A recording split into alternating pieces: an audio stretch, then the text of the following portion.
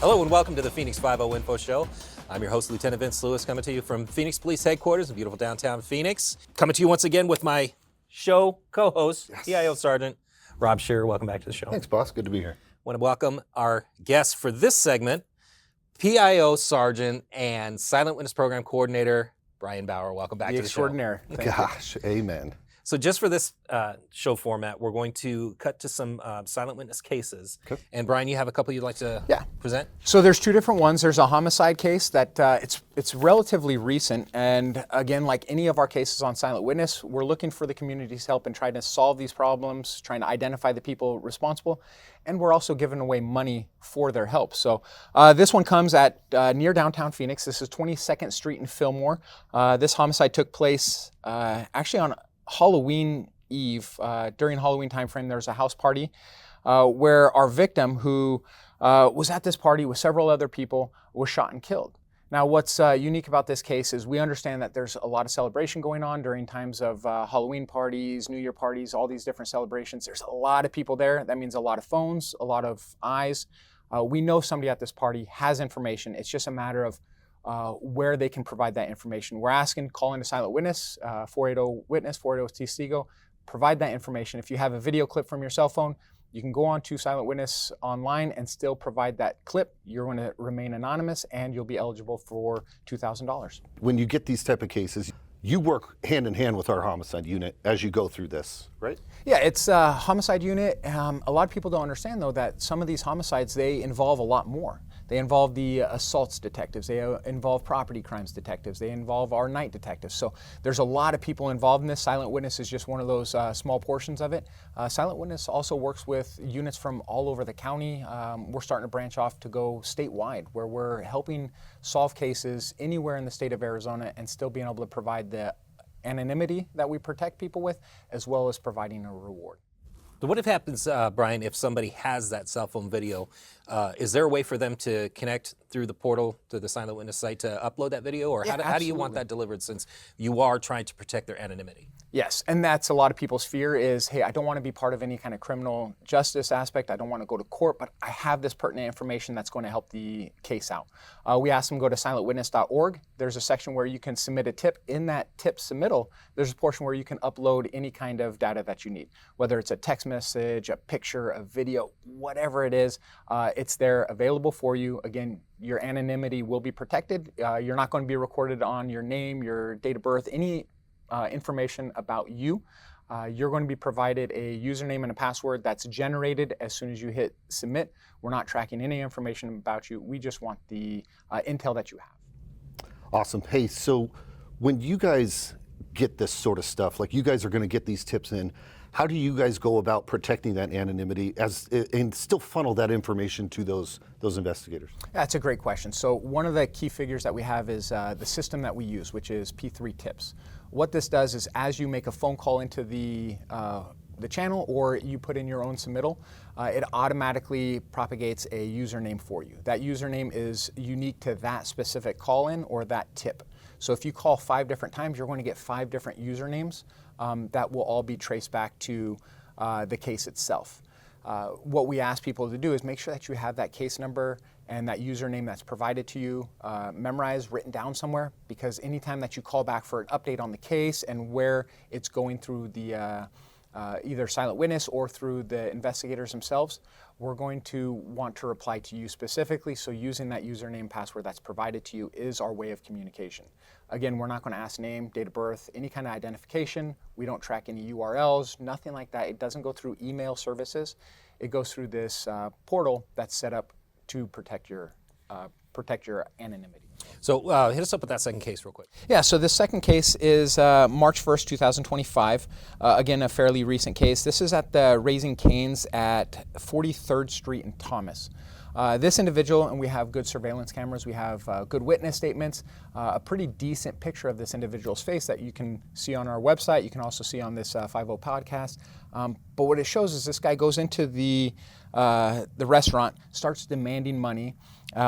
As he's demanding money, he's got his hand tucked into his waistband as if he's got a handgun in there. The employee sees a little bit of the handgun, Employee does exactly what we ask them to do, is give the individual what they're asking for, be a good witness, get a good understanding of what he's wearing, any kind of tattoos. And a lot of things that we like to remind folks about is the color of the shirt is awesome, but if you can try to get the specifics, if there's a logo on that sweater. This individual had a black hooded sweater with a picture of somebody's cartoon's face on the front of it. So being able to provide that when you call 911, when you give details, that allows the officers that are coming into the scene a better understanding of exactly who they need to look for instead of just finding somebody with a black sweater. Now, a case like this, like obviously, what if I'm not at Raising Cane's, but I kind of live in that neighborhood? Can I go through somewhere like a web page or your guys' web page and look at this to maybe see if maybe I recognize this person from down the street? Yeah, absolutely. So every flyer that we do, we'll post on our Silent Witness social media feeds. So you can go through our social media, or you can go to silentwitness.org, where they have a drop down and it breaks it down into cases, whether they're homicides, fatal accidents, hit and runs, robberies, and you could see all the different robberies that might be affecting our community. It's a great opportunity to go in there and just see if you've recognized these individuals. Like you said, it may be a month after the fact, and you remember seeing this person wearing the same type of sweater. You can come back, give us a call, let us know where you saw him. If you have surveillance cameras from your own house, your business, you can provide that to details or to detectives, and you'll have that anonymity where we're not going to ask you the information, we just want the information. So real quick, give us the media case numbers for these two cases you presented with us, So the homicide and the armed robbery. Yes, the one that we just finished is going to be the armed robbery. It's media case 2025-4339. Again, that was the armed robbery at the Raising Cane's at 43rd Street in Thomas. The homicide case is a 2024 case. It's media case number 2024-4368. This was a homicide that happened on 22nd Street in Fillmore at a Halloween party. All right, great. So if anybody wants to either find out more information about these cases or other cases that are open right now offering rewards, cash rewards, they can go to silentwitness.org and they can look up those media cases and find out information about those two specific ones and other ones and help solve crime in their community. Sarge, thanks for that information. And we'll do more of these segments. Start prepping up some more cases and we'll have you back on and you can present those to us. So stick around. 5-0 Info, we'll be right back. I'm a busy mom. I'm also a Phoenix police officer devoted to keeping our community safe. I'm a Little League coach. And I'm a Phoenix police detective and a part of the team here too. Find endless career options with one of America's best large employers. Welcome back. We're here with Sergeant Brian Bauer, PIO Sergeant Extraordinaire and the caretaker of the Silent Witness program. Yes. Good friend of ours. Yes, Call him very B-Bow. good friend. B-Bow, the best PIO we have. Let's be real. You do things that, I'm not even aware of, and you get in trouble for it a lot. Thank you very much. But hey, hip us to this information right now. It's the Arizona summers, and we experience some things here in the desert in the Southwest that might be unique to us, but it is definitely an issue. Aside from the heat, this season of our summers is referred to as the monsoon season, right? Now, I'm no meteorologist, but I've been out standing in the middle of an intersection, a six-way intersection, 43rd Avenue and Camelback during a downpour, a microburst. Water to my ankles, yes. A train coming through the intersection, no lights, flares won't light. I'm out there trying to direct traffic with my partner, and that was a mess. So, welcome to Arizona. Welcome to the summertime. What do we need to know about driving in a monsoon? Well, like you said, we live in Arizona. Temperatures, the conditions typically year-round are really nice. This one section, monsoon season, this is where we start seeing a lot of the inclement weather. And folks that aren't normally from Arizona, first time that they're driving in our valley, this is when they experience the dust storms, the flash floods, and they start driving the way that they're normally used to, and that causes a lot more traffic hazards in the long run. So we have brought forth a lot of tips on how to properly drive and how to prepare yourself for this season. Specifically is your vehicles. Get to know your vehicles, know what their capabilities are. Windshield wipers are going to be probably the most important thing for you to look at. Throughout the summer, the condition of your windshield wipers degrades very quickly. The rubber just kind of turns to ash. And if you don't use them throughout the year, you're going to start seeing them have streaks. Well, that's the last thing you want when you're driving through a monsoon storm of some sort. Whether it's the dust conditions mixed with the water, now you got mud all over your windshield and you're not seeing anything. This is what we want to prevent. So first thing is make sure you look at your equipment, make sure you have good windshield wipers on, and make sure your car is ready to go. Let's go a little personal with you. I know a couple years ago you got to be, you're a monsoon guy. Let's be real, okay? Yes. That's what you are. You inherited that from me, Yes, so you're welcome. thank goodness. But you being the monsoon guy, a couple years ago you went out to the fire academy. They has a little splash pad or the little deal that fills large up with water. driving track, Yeah, right? huge driving track. And you were able to take a police Tahoe through there and kind of show what can happen. What did you learn about, you didn't even have that much water coming down. It was a hose. It wasn't really like, one of those microbursts that can come down. What did you learn about how quickly you can lose control, in a setting like that? I learned that speed is your worst enemy.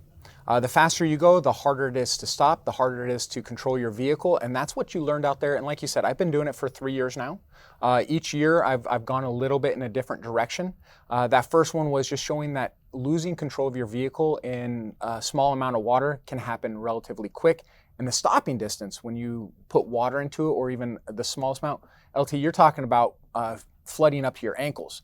Out there on that crash pad, it was barely covering the soles of your boots. So we're talking just minute amount of water compared to a flood, and you're still losing control. Your stopping distance significantly increases. So those are all the dangers of driving during a monsoon season, let alone where it's completely flooded to your ankles, your knees, and people think they can get through an intersection without realizing the depth of that intersection, and their car could get flooded out, which I'm sure we all can attest to, pushing cars out of intersections because somebody decides they want to send their Honda Civic through the intersection. Yeah, real quick, we got about 30 seconds. What do you do when a monsoon hits and you're driving? Yes, so if you're driving and you're on one of our valley streets, get off the street as quickly as possible and as safely as possible and pull into a private business. Now, if you're on the freeway, that's where it's a little different.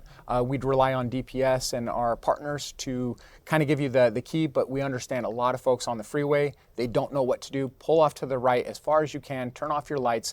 You don't want to keep your hazards on because that's going to cause other traffic to start veering towards you. Hopefully everybody pulls off at the same time, completely clears up the freeway, and that's the safest thing to do. Excellent, Sarge. Thank you very much for your information. Thank you, Rob, for sharing Yep. your insights and Yes. tips and being here. I want to thank for the crew for producing. Thank you, the viewer listener, for being here with us. And just want to remind everybody that you too can help solve crime in your community by sending tips to Silent Witness. Visit silentwitness.org and call 480-WITNESS. Join us on all social media platforms. Like, subscribe, and follow. We're hiring. Go to joinphxpd.com. Catch the video versions of these episodes on our YouTube channel. And till next time, be safe out there.